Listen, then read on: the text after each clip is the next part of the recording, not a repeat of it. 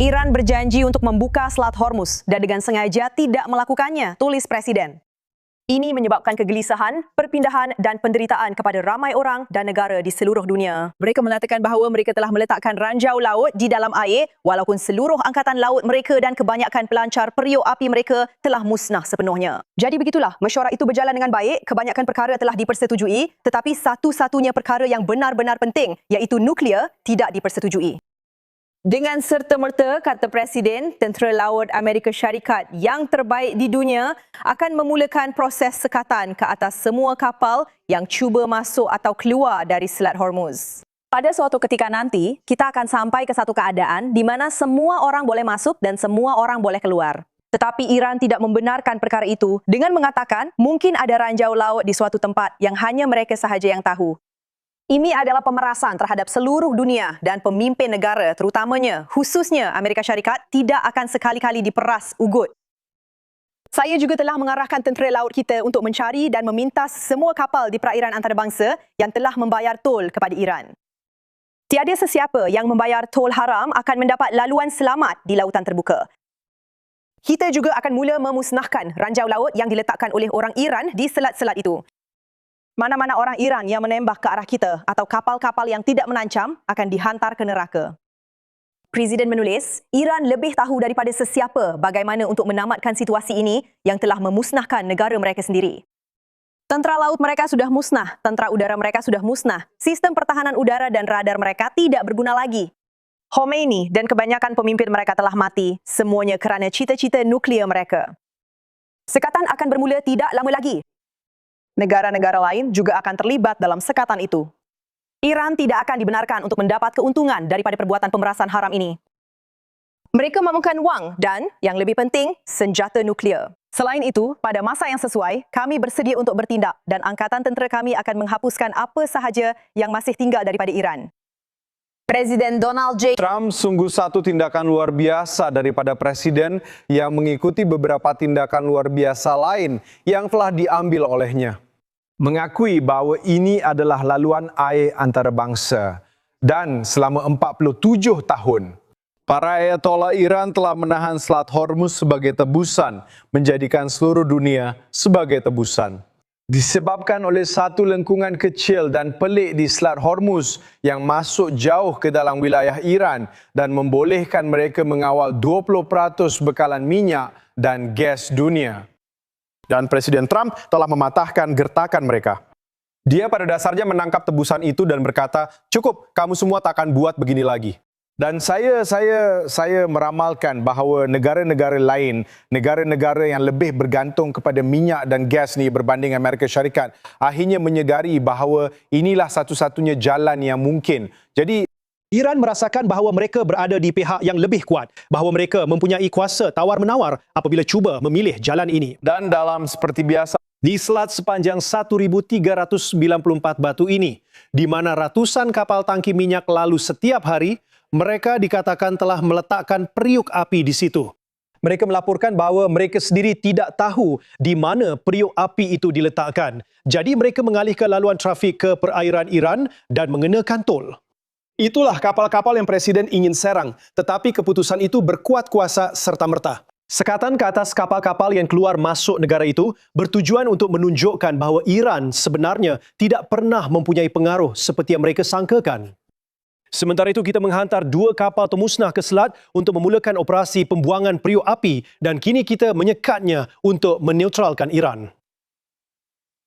Ambil kesempatan. Memang tidak berguna kerana mereka tidak dapat mempengaruhi perkara ini. Sekarang ini kembali ke masa lalu dan, untuk mendapatkan konteks sepenuhnya. Kerana Konvensyen Pertubuhan Bangsa-Bangsa Bersatu mengenai Undang-Undang Laut menyatakan bahawa tiada negara yang bersempadan dengan mana-mana selat, apatah lagi Selat Hormuz, boleh mengawalnya, apatah lagi mengenakan atau memungut sebarang jenis tol. Jadi keputusan Presiden itu bukan sekadar reaksi terhadap fakta bahawa Iran tidak mematuhi Undang-Undang Laut Antarabangsa. Tetapi kerana pada 7 April PBB telah meluluskan satu resolusi untuk membuka semula selat itu dan memberitahu Iran bahawa mereka tidak boleh bertindak sedemikian, yang telah diveto oleh Rusia dan China. Jadi pada akhirnya ini bukan hanya melibatkan Iran sahaja. Sekarang ia juga melibatkan China yang menerima 80 kapal tangki minyak tersebut. 90 pergi ke negara-negara Asia dan ini memakan diri apabila aliran tenaga beralih ke timur. Dan ini juga pergi ke Zewa. Ini memaksa negara-negara seperti China untuk tiba-tiba sedar dan mengakui bahawa tunggu sebentar, kita perlu menjadi sebahagian daripada ini dan membantu membersihkan selat itu. Awak masih ingat tak selepas misi menyelamatkan juruterbang kedua yang berjaya, WSO yang ditembak jatuh, pengarah Radcliffe keluar dan berucap bersama dengan General Keane dan Setiausaha Perang Hegseth. Dan pengarang itu berkata, anda tahu, kita mempunyai angkatan tentera terbaik di dunia, kita mempunyai agensi terbaik, kita mempunyai perisikan terbaik tanpa pengecualian di medan perang yang digambarkan dengan lebih baik daripada apa yang saya parafrasa sekarang. Tetapi dia berkata, tetapi semua itu tidak bermakna dan semuanya hilang nilai tanpa seorang panglima tertinggi yang mempunyai keberanian politik untuk melaksanakannya.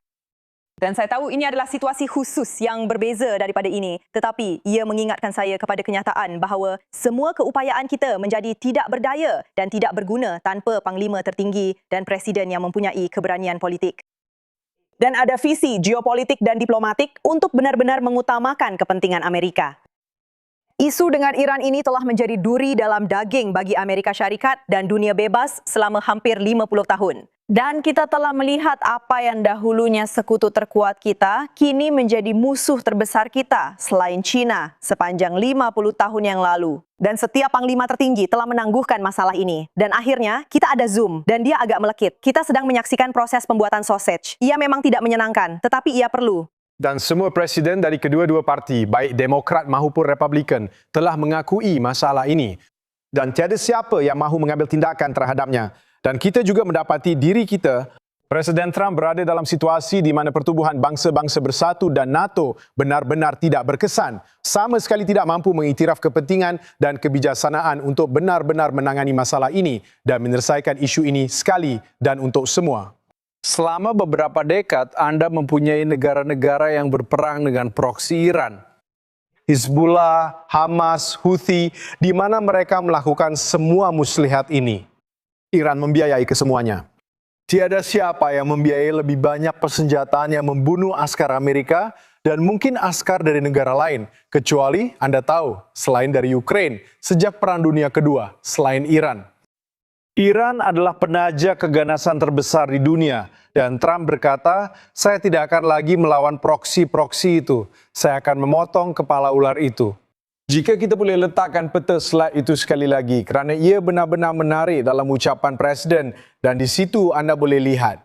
Dalam warna biru ialah kawasan utama kira-kira 1,400 batu persegi di mana laluan pelayaran melalui situ. Iran berkata ini berbahaya, ada periuk api di situ. Anda boleh lihat ini disekat dengan garis merah melintasi kawasan itu, memaksa kapal-kapal melalui zon merah laluan pelayaran yang mana Iran nampaknya mengenakan tol. Dan Presiden berkata, lihat, kawasan berwarna merah itu adalah perairan wilayah Iran. ia yang baru, laluan pelayaran yang dikenakan oleh Iran kepada kapal-kapal kerana mereka menghalang laluan biasa. Ini melanggar Undang-Undang Laut Konvensyen Bangsa-Bangsa Bersatu dan sebab itulah Presiden Trump telah memutuskan untuk menyekat kapal-kapal tersebut buat masa ini.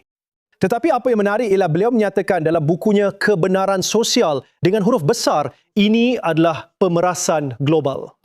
Dan itulah sebenarnya perkara yang beliau cuba pertahankan. Tiada negara boleh menjadikan laluan pengangkutan maritim antarabangsa sebagai tebusan. Ia adalah cubaan mengalihkan kapal melalui laluan air mereka yang merupakan milik Iran. Dekat dengan pantai, itu adalah laluan air milik Iran, betul? Dan mengenakan tol. Ini adalah, saya akan katakan bahawa kita memang begitu. Sebaik sahaja sekatan itu bermula, hasil akhir dari semua ini, walaupun dalam jangka masa pendek, akan menjadi kegagalan total dan mutlak bagi Iran. Dengan cuba mengawal slide itu, seolah-olah ia adalah tebusan. Awal pagi tadi, kami ada Tom Sawyer, Komander Bersara Tentera Laut yang pernah berkhidmat dalam unit pelupusan bahan letupan Tentera Laut. Dan beliau bercakap tentang lelaki dan wanita yang menaiki Peterson dan Murphy, dua kapal pemusnah yang anda lihat dalam peta itu. Mereka kini sedang menuju untuk mula membersihkan periuk api dan mewujudkan keadaan yang sesuai. Itulah dia, USS Peterson dan Murphy sudah pun masuk. Dia kata dia hampir merayu kepada Laksamana Cooper untuk menghantarnya kerana itulah yang mereka telah berlatih sepanjang hidup mereka.